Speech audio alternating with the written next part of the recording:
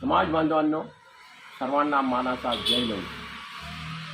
काल सन्माननीय मारुतरावजी वाडेकर यांचा व्हिडिओ मी अगदी मनपूर्वक बारकाईने ऐकला. त्यातील त्यांची तळमळ, त्यांनी केलेलं सामाजिक कार्य याचा अभिमान वाटला. हे जरी असलं तरी माझं वाडेकरांना एक विनम्रपणे सांगणं आहे की वाडेकर जी, जो गुण से गई वो हौस से नहीं आती. हाच जर व्हिडिओ तुम्ही आधी समाजाला विश्वासात घेऊन टाकला असता आणि समाजाला म्हटले असते की बा मी असं प्रयत्न करतो, समाजाने मला पाठिंबा द्यावा, शेवटी मी समाजासाठीच काय करत आहे, तेव्हा सर्वांना आनंद झाला असता, सर्वांनी आपलं स्वागत केलं असतं. पण असं न होता आमच्या माहितीप्रमाणे हे जेव्हा औरंगाबादला एक बैठक झाली, त्या बैठकीपासूनच हे सगळं शिजत होतं असं लक्षात येतं. कारण डाखोऱ्याला पुढं करून धुपे साहेबांनी मला बोलती बंद केली होती, मला बोलू दिलं नाही. त्याच्यानंतर पनवेलच्या जवळ एक बैठक झाली, तिथं देखील मला बोलायचं होतं पण मला बोलू दिलं नाही. मग शेवटी मी म्हटलं माझ्याबरोबर तोंडारकर सर आहे, त्यांना तरी बोलू द्या, त्यांनाही बोलू दिलं नाही. अशा पद्धतीने हे यांचं षडयंत्र चालू होतं आणि त्यांनी माझी बोलती बंद केली. माझी बोलती बंद केली याच्याबद्दल मला कुठलंही दुःख नाही, परंतु हे जे सर्व शिजत आहे हे समाजाला विश्वासात घेऊन केलं पाहिजे.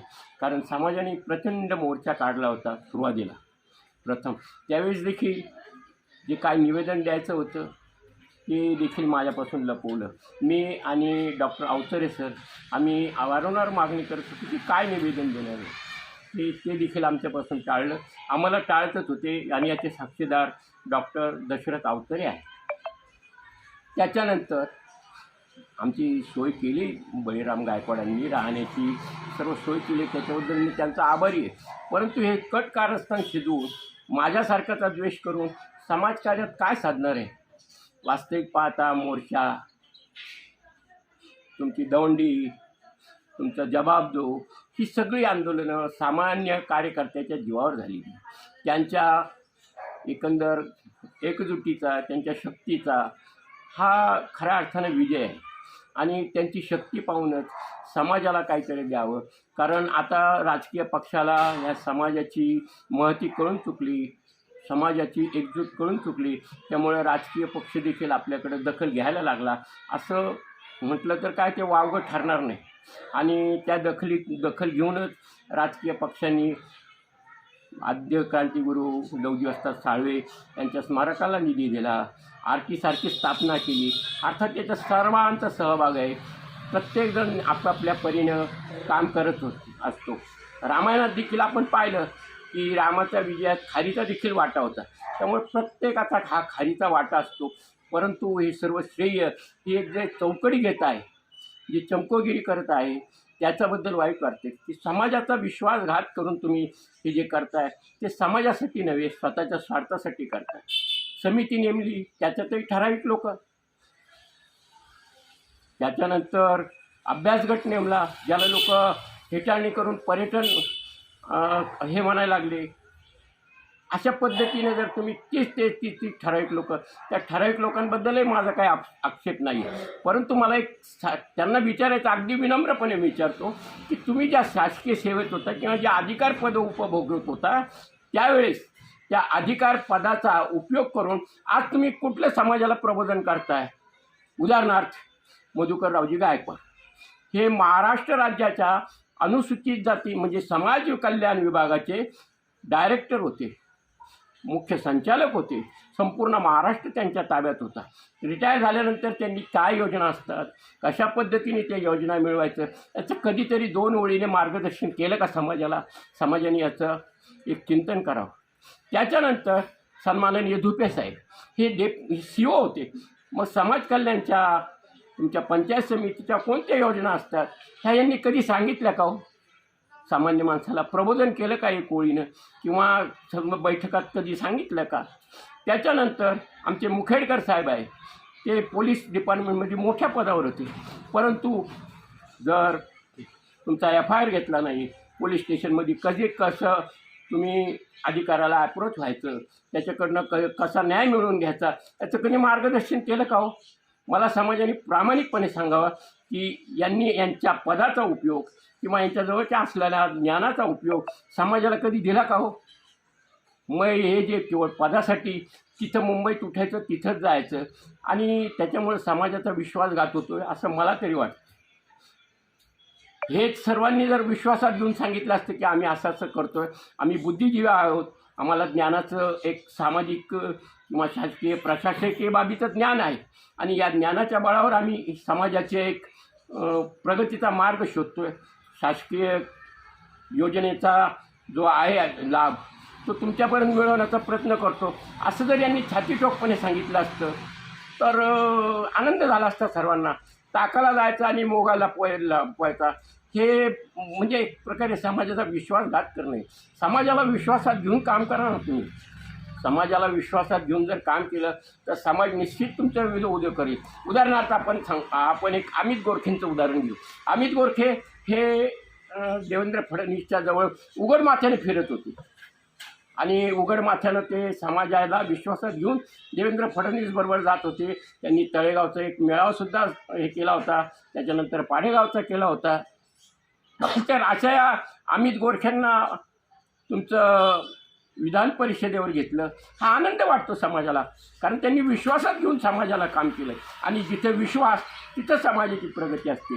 पण जिथं अविश्वास असतो तिथं तुम्ही प्रगतीच्यासाठी करत नसून स्वतःच्या स्वार्थासाठी करता असं उघड होतं. तेव्हा समाज बांधवांना माझी विनंती आहे की या धुपे असू द्या, तुमचे मुखेडकर असू द्या, तुमचे वाडेकर असू द्या, या सर्वांनी करा, तुम्ही पदं मिळवा, तुम्ही सत्तेच्या भागीदार व्हा, हे सर्व करा, पण समाजाला विश्वासात घेऊन करा. कारण समाज हा आजही दुबळा आहे, भोळा आहे आणि तो तुम्हाला मानतो. तुम्हाला मानत नाही असं नाही, तुम्हाला मानतो, पण त्या मानतो याचा अर्थ तुम्ही त्या सन्मान देखील विश्वासाने घेतला पाहिजे. तर माझी आपली नम्र विनंती आहे की जे काय करायचं या मंडळींनी, ज्यांना मी चमकोगिरी म्हणत आलो सुरुवातीपासून, त्यांनी अवश्य करावं. माझंसुद्धा त्यांना सहमत असेल, त्यांचा पाठिंबा असेल, त्यांच्याबरोबर मी उभा राहील. समाजालासुद्धा प्रबोधन करील की ही माणसं त्या योग्यतेची आहे, त्या याचे आहे. आता तुम्ही ठराविक 30 लोकं, मच्छिंद्र सक्ते, मारुती वाडेकर, मधुकर गायकवाड, हीच मंडळी. अरे समाजात आज शंकरभाऊ तडाखेसारखे आहेत, विष्णुभाऊ कसबेसारखे आहेत, सचिन साठेसारखी मंडळी आहे, ही आहेत ना सगळी. आणि ती सगळी घेऊनच आपण काम करूया ना, सर्वांना घेऊन काम करूया. ठीक आहे, तुम्ही बुद्धिजीवी आहात, तुम्ही बौद्धिक मार्गानं जे जायचं ते काम करा. मग याच्यापेक्षा असं वाटतं की त्या मधुकररावजी कांबळेंचा खूप अभिमान आहे, ते एकटे का होईना पण करत होते. अण्णाभाऊ साठे स्मारकाचं काम त्यांनी रेटून नेलं, त्याचं डिझाईन केलं आणि माझ्या माहितीप्रमाणे राष्ट्रवादीकडनं त्यांनी ती जागासुद्धा घाटकोपरती विकत घेतली अशी माझ्या माहितीप्रमाणे. तर असं तरी करा मग, कमीत कमी ते देखील समाजाला विश्वासात घेऊन काम करत होते. माझी एकच सर्वांना विनंती आहे, कोणीही काम करा, काही करा, पण समाजाला विश्वासात घेऊन करा आणि जे तुमच्याजवळ ज्ञान आहे ते समाजासाठी द्या. एक मन आहे, जे जे आपणाशी ठावे ते इतरांशी द्यावे, ज्ञानी करूनही सोडावे सकळ जना. अशा पद्धतीनं काम करा, समाजाला विश्वासात घेऊन काम करा. समाजाचा विश्वास हा फार मोठा आहे आणि त्या आचारसंहिता लागू होण्याच्या आधीच हे काम करा. त्यातले त्यात दुसरं एक मला अजून सुचवायचं आहे, अर्थात ते माझं मत आहे, मी समाजावर लादत नाही, की आयोगाचे जेव्हा नियुक्ती होईल किंवा आयोग जेव्हा नेमला जाईल त्यावेळेस एक सदस्यीय आयोग हा आपल्याला इतका एक पोषक ठरणार नाही. कारण काय, आयोगाचं एक सदस्य असला की ते आपल्या ज्या प्रॉपर वेदना आहेत, जशा ब्रिटिश काळापासून ते लोकसंख्येच्यापर्यंत, अशा सगळ्या वेदनांच्या किंवा आपल्या एक मागे पिछेहाट झालेली आहे किंवा आमची पायमल्ली झालेली आहे शासकीय लाभापासून, ते सविस्तरपणे मांडणार नाही. कारण त्यांचाही दोष, मी त्यांना दोष देणार नाही, पण त्यांच्यावर दबावगट निर्माण होईल.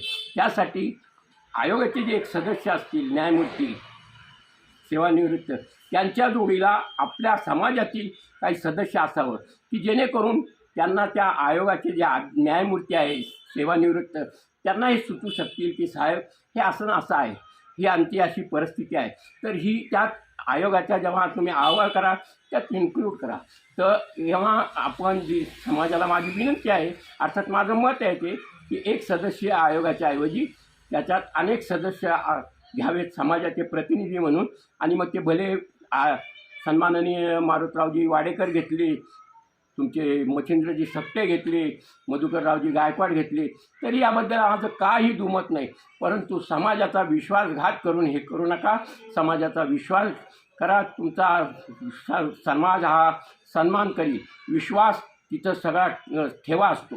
आणि हा जर विश्वास घेतला तुम्ही पाऊलवाट पुढची जर चोखंडली, त्या वाटेने जर निघाला तर निश्चित यश मिळेल. ही देखील माझी शुभेच्छा आहे. धन्यवाद. जय लवजी, जय अण्णा, जय भीम.